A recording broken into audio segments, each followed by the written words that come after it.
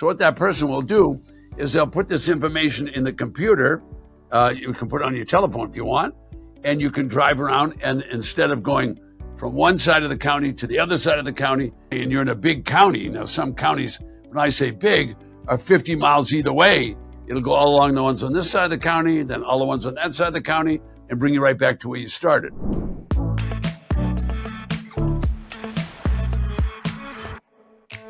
Are you wondering how to dive into property tax delinquent auctions in your own backyard? Look no further. In this video, we have Ted Thomas, the Tax Lien Certificates and Tax Deed Authority, to guide you through the 7 steps to invest locally, sharing his expert advice and practical tips. Ted, would you say the first step to investing locally is to find out what your state sells in regards to tax liens or tax deeds? And how can you find that information? And they'll tell you whether they sell tax lien certificates or they sell tax defaulted property. And I think most people, if they want to start out with tax lien certificates, they probably should understand what is a tax lien certificate. So I'll take just a second and go through that. Nationwide, probably 8,000 people a month search tax lien investing. It's nothing more than a piece of paper like this. That's what one looks like. That's a tax lien certificate. Now, why do they have tax lien certificates? Because thousands of people, for some reason, don't make their payment on their property tax. So the local government, meaning local in the state, that's the legislature, has a rule. And the rule is all property owners must pay property tax. Now, if they don't pay property tax, then the state, if they're a benevolent state, they're going to issue a tax lien certificate, which simply means the state now has a claim on that property. Well, the state is so busy, they don't have time for all this. So what the legislature does is they push all the rules down, and it's always enforced by the Board of Supervisors or the county commissioners, and they will issue tax lien certificates. And the piece of paper is a claim that the county has against that property. That means there's a lien against the property, and they're actually going to sell that tax lien certificate. Kind of a long answer, but now you know. All right, step 2, finding out the auction date. You know, Ted, after doing a few interviews with you, I've noticed, for example, Arizona only has their auctions in February. How could someone find out when scheduled auctions take place in their local area? Okay, well, again, it's easy to find out when any of these schedules are taking place.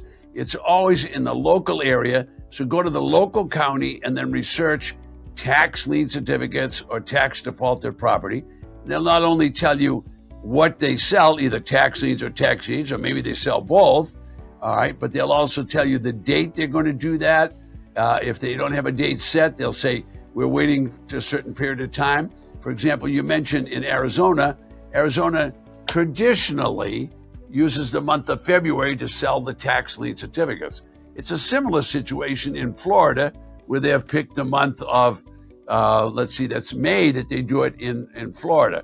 Okay, now if you went to another state, another county, they will try to use the same month each year to do it. But that isn't a hard, fast rule. Now, step 3, understanding the auction procedures.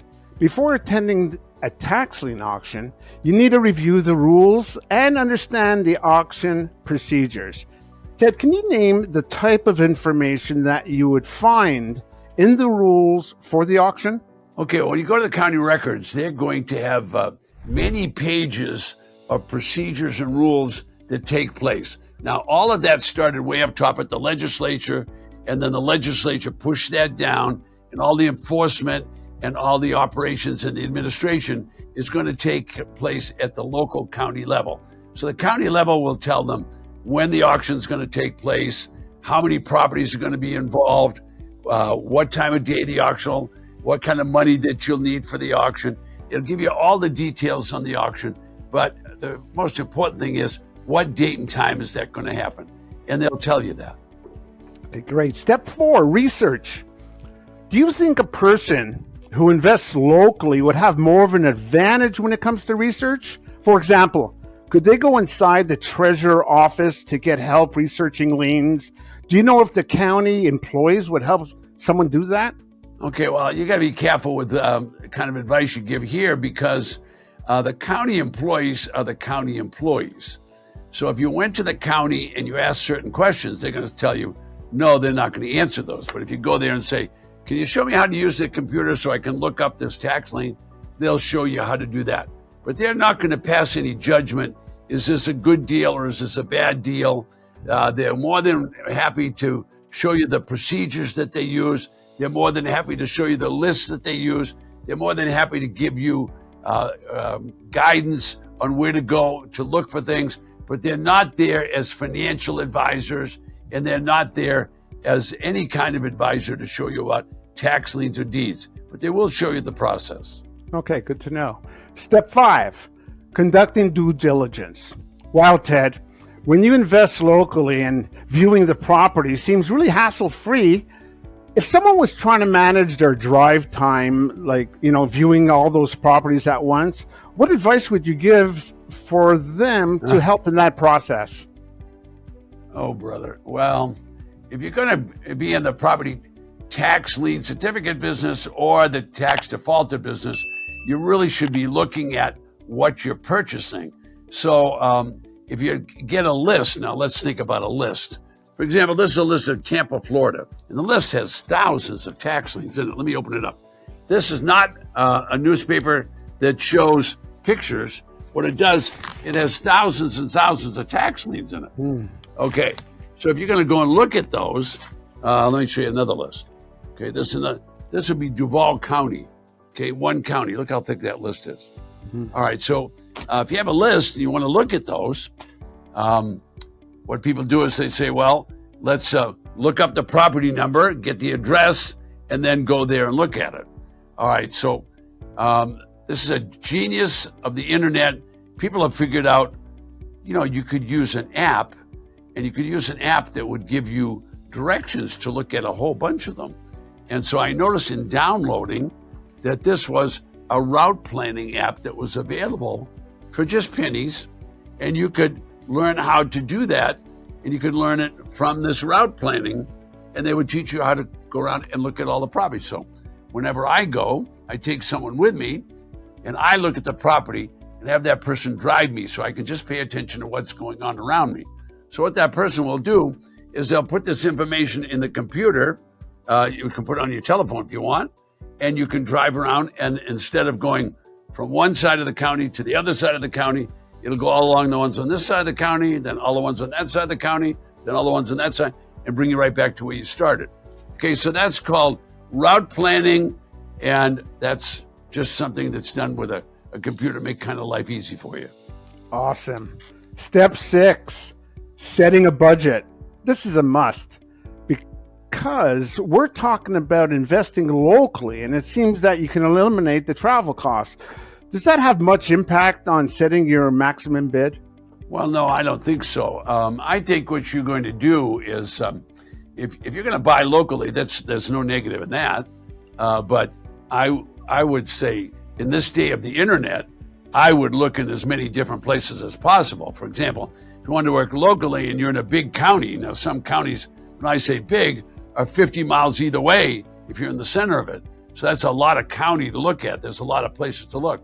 But with the internet, you can do all of the research ahead of time, and why not try other places as well as local? I don't know that you're going to get any better deal local than you are by buying online. Now our final and number 7 step is attending the auction. Ted, what advice would you give someone attending their first live auction? Well, first of all, if you're going to be an investor, and tax lien certificate investing, thousands of people are looking. I mean, thousands of people are looking. So what do you want to do? Well, what you really want to do is you want to think out what you're trying to get done. So what do you want to know? Well, if you're going to buy a tax lien certificate or you're going to buy a tax defaulted property, one of the musts that you must figure out is, what are you going to do with it? That means you need to determine an exit strategy. Well, you're not going to be able to determine an exit strategy until you walk on that property. In other words, boots on the ground. So first thing you want to do is what's your budget?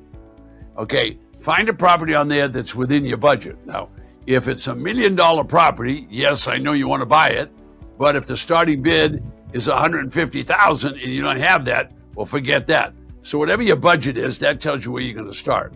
All right, so then you're going to have to find property on the list, at least that price or less, so that you can get in the game. All right, so now you're in the game. Well, if you're in the game, now you're going to go find that property. You're going to go walk on that property. You got to research it.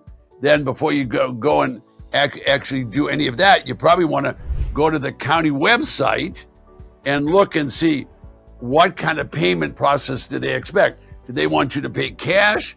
Do they want you to pay equivalent of cash? Do they want you to bring bank drafts? What do they want you to do? So you need to have done some due diligence, because if you show up and you don't have the right money to bid, they're not going to allow you to bid, and now you've wasted all your time. So you need to go through the county records and research the property. Then you need to go through the records. The records there are going to tell you, okay, at this auction, you need this much money. You have to do it in this form, or you're going to buy it online, or you're going to buy it offline. Or if you show up at the auction, you have to follow this process and whatever. So if you haven't done your homework before the auction, now you're in trouble, because you don't want to try to wait till the auction to do that, because you're not going to have time. Now, if you're going to buy something, don't buy something unless you've had time to figure out an exit strategy so that you can sell it. Now, if you can't sell it, now what are you going to do? Now you're really in a problem. All right, so a lot of people end up going to an auction. They bid, and they get a property, but their bid's so high that the property they don't have enough margin between their bid price and the sales price. In other words, it's a narrow margin. The whole key is do all your planning ahead of time. Buy down here, buy it low, so you have plenty of margin. The challenge for tax lien and deed investing people, even though thousands of people are researching it, is you have to do your homework. Awesome advice, Ted. Folks, if you have any questions for Ted, his team monitors the comments below this video, and you'll get the answers. And please take a moment to like this video, thumbs up, and subscribe to the channel. Folks, we look forward to seeing you on another video, and we'll see you next time. Bye for now.